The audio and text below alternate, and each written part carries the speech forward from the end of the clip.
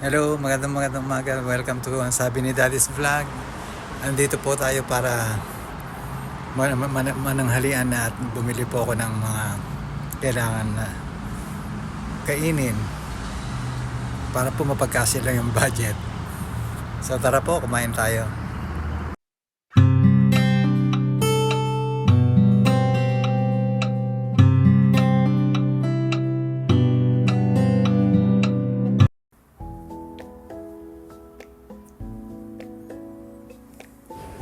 Minabuti ko po na mag voice over dahil tulog pa po mga kasama ko at narito po yung mga pinabili ko.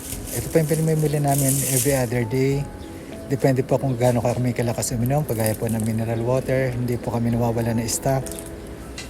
Yan. Meron din po kaming bumibili po ako ng mga 4 na bote, mga 8 liters po yan. Dahil malakas po kami sa tubig.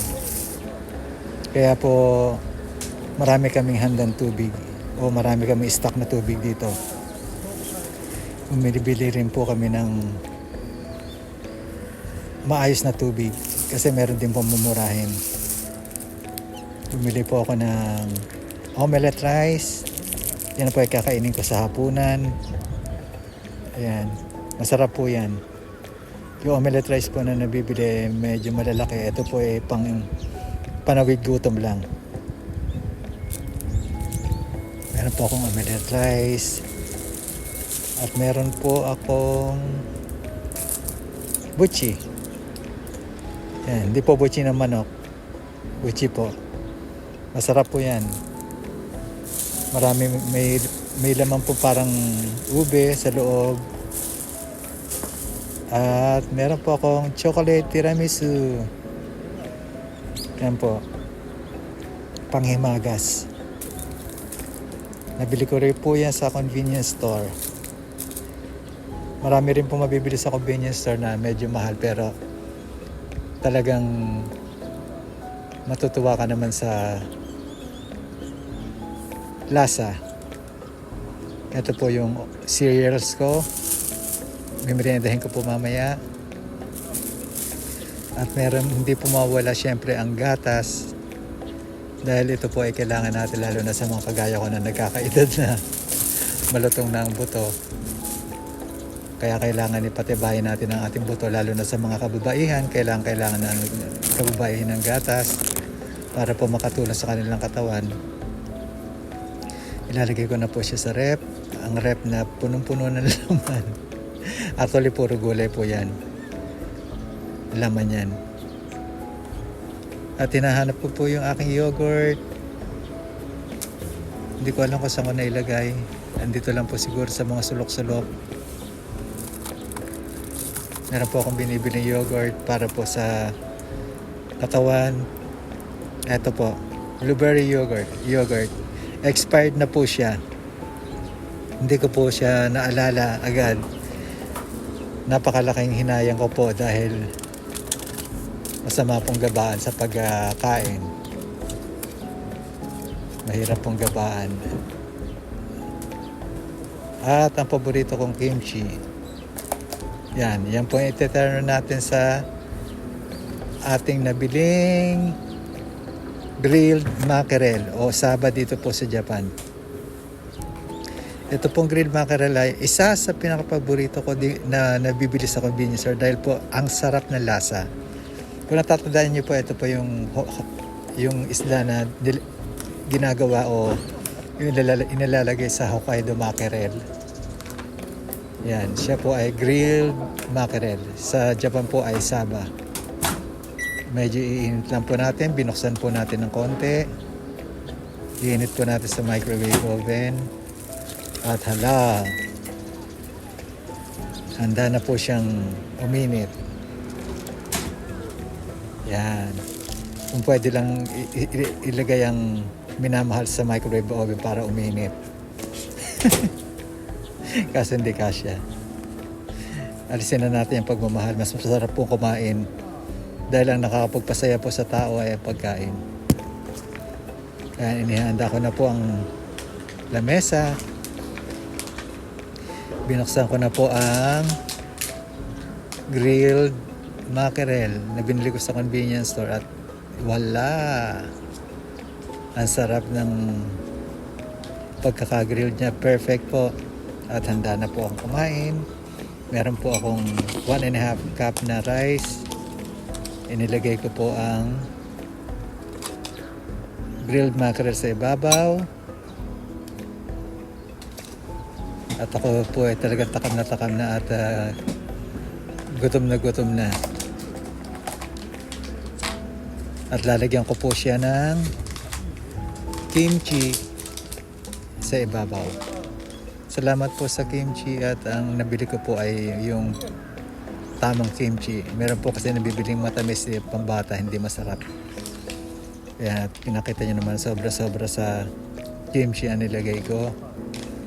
Para po nakakatakam talaga at napakasarap ng aking makakain ngayong tanghalian. Ayan po. At dinaan natin sa pagiging Spider-Man o Elastic Man. Hindi na po tumayo at itadakimasu. Cheers sa lahat po ng kumakain dyan. Kain po tayo. At ang unang subo, tikman po natin. Siyempre, ang grilled mackerel. Titikman po natin yan. Ito na po, ang subo ni Daddy. Makikita nyo pating alang-ala. Yummy! Sarap. Ang sarap po talaga ng lasa, hindi ka magsasawa kahit po araw-araw ako mag-ulam ng ganito at araw-araw ako mag-ulam ng mackerel, hindi ako magsasawa. Meron din po nabibili rito na akebono o yung tinatawag na nasa lata. Yun din po ay masarap na kagaya ng Hokkaido mackerel na nabibili sa Pilipinas. Talaga pong ang sarap na lasa, paborito ko po kahit nung bata pa ako. Ngayon po Thunders na, paborito ko pa rin.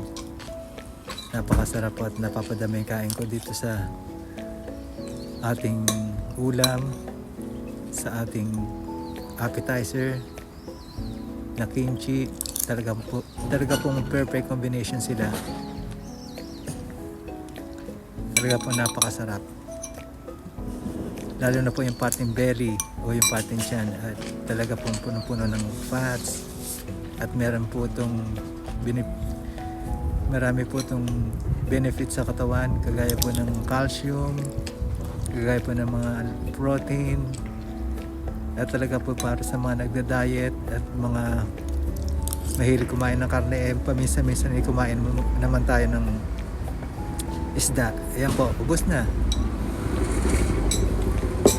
po. Ganyan po kalakas kumain si Daddy. Ngayon po bubuksan naman natin ang ating dessert, ang ating chocolate tiramisu. Ayan po, bubuksan na natin. Ano kaya nasa loob? Nihanda ko na po yung aking merienda para mamaya. Bubuksan na po natin ang ating dessert.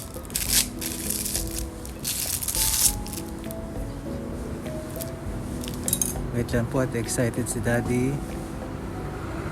Ayan po, nabuksan ko na at marami pong toppings na chocolate, parang chocolate crackers po yung nasa loob. Tikman po natin. Crunchy po sa ibabaw, soft sa inside, moist po, at napakasarap po ng lasa. Grabe po, tulo laway ko. Sobrang sarap po ng lasa. Ito po yung mga mabibili nyo sa convenience store na okay lang naman po ang presyo, pero mabubusog ka na po sa lasa at sa sarap po ay garantisado na napakasarap po ng lasa. Hindi siya masyadong matamis gaya po ng mga ine-expect ko na pag bumili ka ng isang dessert sa isang convenience store ay sobrang tamis. Dito po hindi po matamis. Okay lang po na hindi matamis ang dessert nyo para hindi dapuan ng diabetes. Alam niyo naman po ang diabetes ay masyadong mapanirang sakit. At ayan po, at ubos na ang aking tiramisu at ako po ay nabusog. Kailangan ko pong itulak ng tubig ang aking kinain para po solve na lahat. Ayan, minom na po ako ng tubig at salamat po sa Diyos sa aking kinain ngayong araw na ito.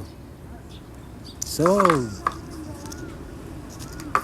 at syempre mga kaibigan, tapos na po tayong kumain ng lunch at nakapag-dessert na rin po tayo. Yan po yung mga nabili kong paborito ko sa mga binibili ko sa convenience store, kaya talagang solve po yung kinain ko, lalo na po yung isda. So hanggang dito na lang po, at don't forget to like and share, subscribe para po naman magkaroon tayo ng mga kaibigan na marami. At hanggang sa muli po nating vlog, don't forget to push the notification bell para po meron kayo, para updated po kayo sa mga bago nating ilalabas na video. Hanggang sa muli po, paalam, bye bye.